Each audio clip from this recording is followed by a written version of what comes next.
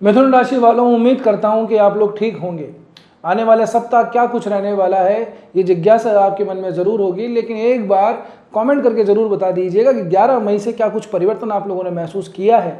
इस सप्ताह के अंदर जो बीता है उसके अंदर बहुत सारे ग्रहों में ट्रांजिट हुए हैं, जीवन में बड़ी सी उथल पुथल मची है। क्या कुछ प्रभाव आपके ऊपर पड़ा है? अगर ऐसा है तो कॉमेंट करके जरूर बताइएगा। नमस्कार, मैं हूं एस्ट्रोलॉजर रतन सिंह। स्वागत करता हूं आपका अपने चैनल कुंडली शास्त्र में। आज हम आने वाले सप्ताह के राशि परिवर्तन गोचरों के बारे में बात करेंगे ही, लेकिन एक ऐसी खबर मैं आप लोगों के लिए लेके आया हूं जिसका अगर आप सही उपयोग कर ले तो ये मान के चलिएगा कि माता लक्ष्मी की असीम कृपा आप लोग प्राप्त कर सकते हैं। जी हां, मैं बात कर रहा हूं गुरु पुष्य योग की। ये गुरु पुष्य योग 21 मई को बनेगा। क्या है कि माता लक्ष्मी का पुष्य नक्षत्र में ही जन्म हुआ था। जब चंद्रमा पुष्य नक्षत्र में हो और गुरुवार का दिन पड़ जाए तो तब ही बनता है गुरु पुष्य योग। ये इस पूरे साल 2026 में सिर्फ 3 बार बना है। एक बार हो चुका है, एक बार आने वाला है और 1 जून के महीने में होगा। इसके बाद में नहीं बनेगा। इन तीनों में ही ये वाला जो योग है 21 मई का, इसलिए भी महत्वपूर्ण है क्योंकि ये पूरे दिन भर, पूरी रात भर रहने वाला है। सूर्योदय से लेकर के और रात्रि के 12 बजे के बाद में जब तारीख बदल जाएगी, 22 मई आ जाएगी, उसके बाद में भी 2:49 तक ये योग रहेगा।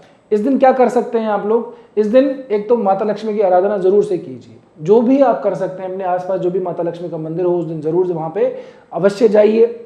जो भी आप पाठ वगैरह कर सकते हैं, श्री सूक्त का पाठ कर सकते हैं या फिर ललिता सहस्त्र नाम का पाठ कर सकते हैं, जरूर से कीजिएगा। साथ ही में भगवान विष्णु की सेवा या भगवान विष्णु की आराधना करना बिल्कुल भी नहीं भूलना है। इसके अलावा कोई भी शुभ काम करना हो, कोई मांगलिक कार्य करना हो, दुकान हो, कोई व्यापार शुरू करना हो या फिर कोई गाड़ी वगैरह भी आप लोगों को खरीदनी हो, तो भी उसके लिए ये गुरु पुष्य योग बहुत ज़्यादा शुभदायी है। क्योंकि ऐसे समय पे कोई भी काम किया जाता है तो उसका जो फल है वो दीर्घ काल तक मिलता है। ठीक है, किसान भाइयों के लिए भी मैं कह दूं, क्योंकि कमेंट आया था सर किसानों के लिए हम कुछ नहीं करते हो क्या। तो देखिए, अगर कुछ बुआई वगैरह करनी है, कोई बीज वगैरह खरीदना है, जो भी आपको अपनी खेती से संबंधित कोई भी काम करना है तो उस दिन जरूर से देख लीजिएगा। 21 मई का दिन ये विशेष शुभदायी रहने वाला है क्योंकि इसके बाद में बरसात का मौसम आने वाला है। आप आपकी तैयारियों में लगे हुए होंगे तो इस बात को जरूर से नोटिस कर लीजिएगा। अब एक और बात मैं आपको कह दूं कि इसी दिन 21 मई के दिन गुरु पुष्य योग जिस दिन बनता है उस दिन अगर पूजा पाठ, जप तप, कोई भी धार्मिक स्थल के ऊपर कुछ आप जाते हैं या तीर्थाटन करते हैं तो उसका भी कई गुना फल मिलता है, ऐसा भी शास्त्रों में वर्णन है। अब बात कर लेते हैं हम आगे हमारे सप्ताह के बारे में। देखिए, 18 मई से 24 मई के बीच में क्या कुछ रहने वाला है, इसके ऊपर फटाफट से हम आज बात कर लेते हैं। सबसे पहले तो बधाई हो आप लोगों को। बधाई कैसे हो कि देखिए, आप लोगों की जो राशि से बुध महाराज वो गए हैं तो आपके 12वें में, वृषभ राशि में, लेकिन जो मोर्चा संभाल लिया है वो शुक्र ने मोर्चा संभाल रखा है। कैसे संभाल रखा है? यहाँ से राशि परिवर्तन योग हो रहा है। बुध जो है वो शुक्र की राशि में है, शुक्र बुध की राशि में है।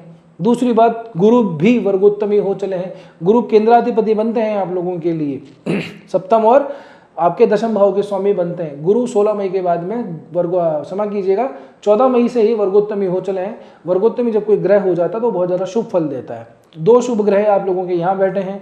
12वें भाव के अंदर जो बुध महाराज हैं, थोड़े से भावगत थोड़ी सी खराब स्थिति, उसको शुक्र ने संभाल लिया। अब के इस समय पे क्या होगा कि एक तो आपके अंदर के ज्ञान का प्रस्फुटन होगा क्योंकि गुरु और बुध, क्षमा कीजिएगा, गुरु और शुक्र दोनों ही जो है ज्ञान के कारक हैं। एक भौतिक सुखों का कारक है, एक आध्यात्म का कारक है। तो अगर आपसे किसी भी विषय पे बात की जाए तो दोनों ही मोर्चों के ऊपर आप जो है बहुत अच्छे तर्क रख पाएंगे। पहली बात तो ये। दूसरी बात यह है कि जो आदमी के अंदर अभिलाषाएं जागृत होती हैं, क्योंकि इतने दिनों से आपके अंदर गुरु ही यहाँ पे बैठे हुए थे, अब शुक्र का भी यहाँ पे गोचर हो गया, तो अभिलाषाएं जो जागृत हो जाती हैं उसको पूर्ति करने का समय आता है। 2 शुभ ग्रह बैठे हैं, हालांकि दोनों की बनती नहीं है, लेकिन फिर भी आपकी पर्सनैलिटी के अंदर एक नॉलेज और साथ साथ के अंदर भौतिक सुखों के प्रति जो है ना व्यक्ति की गहरी समझ, उसको भी ये जगाता है। यानी कि अपनी इच्छाओं को पूर्ति करने का ये समय है। जब तक शुक्र यहाँ पे रहे, गुरु भी रहे वर्गोत्तमी, तब तक ये काम अपना जो है कर लीजिए। यानी कि अगर आपको कुछ भी खरीदना है जीवन के अंदर, कोई अपनी ऐसा है कि क्रिएटिविटी फील्ड के अंदर कुछ आगे जाना है, कुछ नया बनाना है, अपना ब्रांड का नाम बनाना है, अपना खुद का नाम करना है, ऐसा कहना है ना कि समाज के अंदर, दुनिया के अंदर यार मेरा नाम होना चाहिए, तो वो नाम करने का बेसिकली ये समय आता है। प्रॉब्लम कहाँ होती है? ये बस थोड़ा सा इस समय पे क्या है, कन्फ्यूजन बहुत रहता है। कन्फ्यूजन कैसे कि एक तरफ आध्यात्मिकता है, एक तरफ भौतिक सुख है, तो दोनों को क्या है कि हम इस छोर को पकड़े या उस छोर को पकड़े। छोर किसी के भी नहीं पकड़ने चाहिए, हमेशा मध्यम मार्ग ही सबसे उत्तम मार्ग है। भगवान जो बुद्ध है उन्होंने यही सिखाया, मध्यम मार्ग पे चलिए, यानी कि थोड़ा इधर से बैलेंस कीजिए, थोड़ा सा उधर से बैलेंस कीजिए, अपने अंदर जो कॉन्फ्लिक्ट है उसको थोड़ा सा बैलेंस कर लीजिए। देखिए जनाब, ऐसा है कि हम लोग हैं गृहस्थ, है ना, तो ये सन्यास की और ये जो तप की, जप की, इस तरह की जो बातें हैं साधु संतों महात्माओं को ज़्यादा शोभा देती हैं। हम गृहस्थ के अंदर हैं, हमारा जीवन गृहस्थी से चलता है, इसलिए हम जो है ग्रहों से ज़्यादा प्रभावित भी होते हैं। ठीक है, तो अपनी आवश्यकताओं को प्रायोरिटी दीजिए और उसके अनुसार अपना काम कीजिए। अपने ज्ञान के वश और अपनी भावनाओं के वश आकर के यदि आप सांसारिकता को अगर त्याग देंगे तो नुकसान में ही रहेंगे। तो यही जो समय है वो आप लोगों को बेसिकली यही समझाने के लिए आया है। इसके बाद में अगर हम बात करें तो इन दोनों की ग्रहों की दृष्टि दाम्पत्य जीवन पे भी पड़ती है, तो वहाँ भी थोड़ा कॉन्फ्लिक्ट भी हो सकता है, लेकिन साथ साथ में क्रिएटिविटी भी लेकर के आता है। तो ज़्यादा अच्छा ये होगा कि आप जो है अपने पार्टनर के साथ में कुछ दिन के लिए घूम आए। अगर आपके गृहस्थी में हैं, बच्चों की छुट्टियाँ वगैरह पड़ गई हैं, तो ज़रूर से 2-5-7 दिन इस जो है आप ज़रूर से घूम के आएँ, आप लोगों के लिए ज़्यादा शुभदायी होगा। करियर के पॉइंट ऑफ व्यू से अगर मैं बात करूं तो शनि महाराज रेवती नक्षत्र के अंतिम चरण, मतलब नक्षत्रों के अंतिम चरण, इस मीन राशि का जो अंतिम नक्षत्र पड़ता है रेवती नक्षत्र, उसमें आ चुके हैं 17 मई के दिन।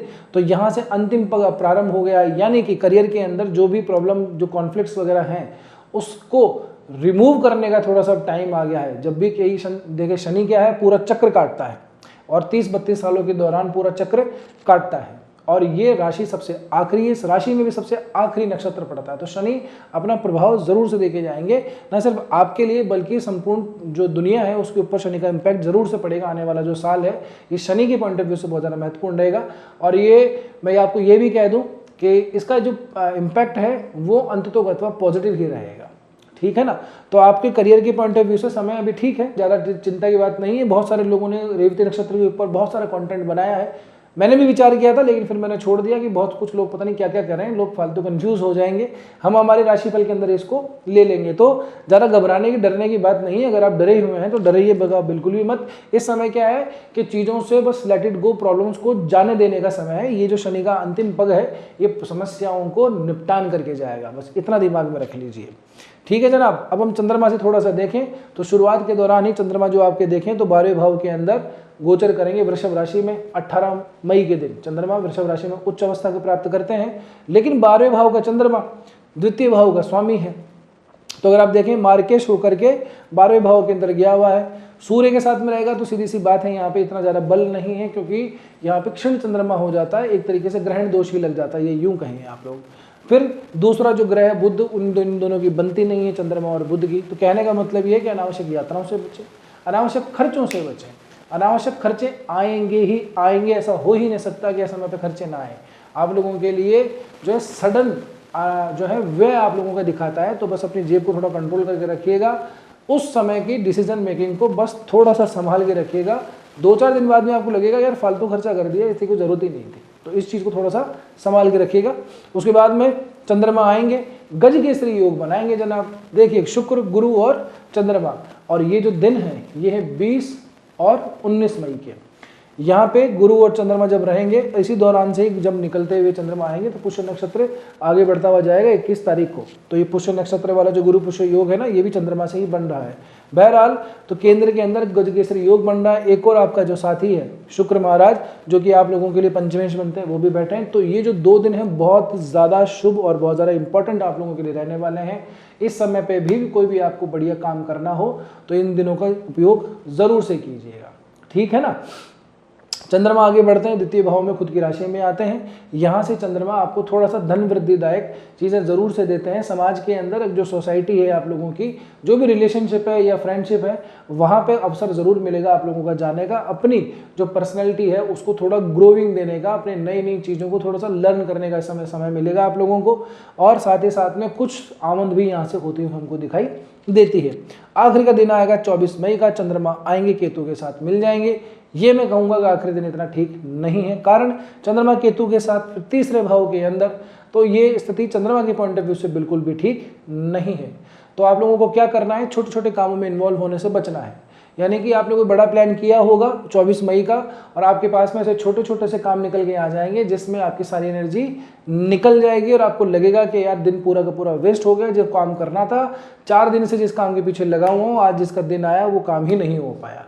तो इन चीज़ों का विशेषतः ध्यान रखिएगा। करियर के पॉइंट ऑफ व्यू से ठीक है। प्रॉफिट के हिसाब से मैं बात करूं तो मंगल आप लोगों के लिए मंगल कर ही रहे हैं, लाभेश लाभ भाव में जाकर के बैठा अपने मूल त्रिकोण की राशि में। तो अपने मित्रों से अच्छी सी ट्यूनिंग बना के रखिए। अगर लड़ाई हो रही है, छोटी मोटी खटपट हो चली है तो समझ लीजिएगा कि मंगल यहाँ पे थोड़ा सा नेगेटिव इंपैक्ट दे रहे हैं। बॉस से थोड़ी खटपट हो रही है, सीनियर से खटपट हो रही है, इवन बड़े भाई से भी थोड़ी सी झगड़ हो गई है अगर बड़े भाई बहनों से, तो समझ लीजिएगा मंगल ने थोड़ा सा काम यहाँ पर उल्टा कर दिया है। तो इसका मतलब अपनी पत्रिका को देखिए, दशा महादशा अंतरदशा को देखिए, मंगल कहाँ पर है उसको देख लीजिए और इससे संबंधित उपाय कर लीजिए। अब देखिए जनाब, उम्मीद करता हूं कि वीडियो आप लोगों को ठीक ही लगा होगा। वीडियो अगर ठीक लगा है ना तो मेरी आपसे रिक्वेस्ट ये है कि सब्सक्राइब चैनल को ज़रूर से कर लीजिएगा। कारण ये है कि आप लोगों का जो सपोर्ट है ना वही हमारे लिए मोटिवेशन बनता है। तो आप हमें सपोर्ट करते रहिए, हम मोटिवेशन से आकर के और अच्छे अच्छे कंटेंट आप लोगों के लिए लेकर के आते रहेंगे। और लाइक भी कर ही दिया होगा आपने, अभी तक नहीं किया है तो ज़रूर से कर दीजिए। रिक्वेस्ट एक और है कि वीडियो को हाइप ज़रूर से दे दीजिएगा। बस आज के वीडियो में इतना ही, मिलते हैं अगले वीडियो में। तब तक के लिए स्वस्थ रहिए, मस्त रहिए, अपना और अपनों का ध्यान रखिए। जय श्री कृष्णा, जय श्री राम, हर हर महादेव, जय गौरी शंकर।